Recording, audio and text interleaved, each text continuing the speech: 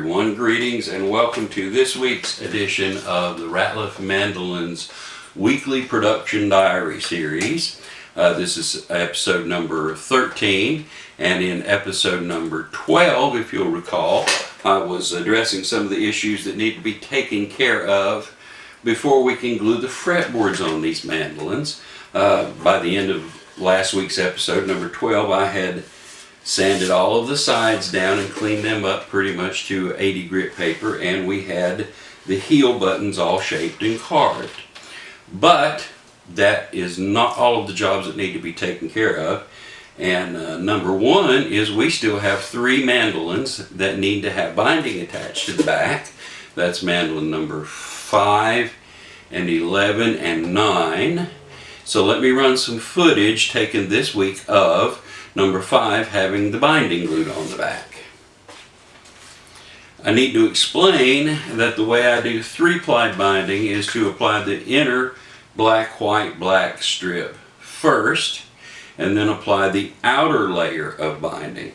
So in effect what this means is that as far as the amount of work and everything is concerned, to put the binding, a 3-ply binding on, you just about have to bind it twice. And you can see by the end of the week I did indeed get mandolin number 5 completed, and mandolin number 9 takes its place in the binding jig.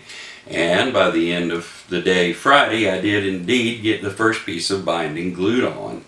So that's where we're at there. Number 11, however, didn't get quite as far as number 5. I still got as far as gluing the first piece of outer binding on. The rest of my time this week was spent on cleaning up the backs. That little bit of carving and smoothing in everything that needs to be taken care of after you've glued the rough back on. I used scrapers first to basically get the humps and the bumps out, and then I work my way down through the grits, although usually at this stage I'll stop at 80 grit. This piece of footage that you're watching now is of mandolin number 4. By the way, I didn't get all of the backs done on the mandolins. Of course, I still have numbers 9 and 11, which are in the jigs.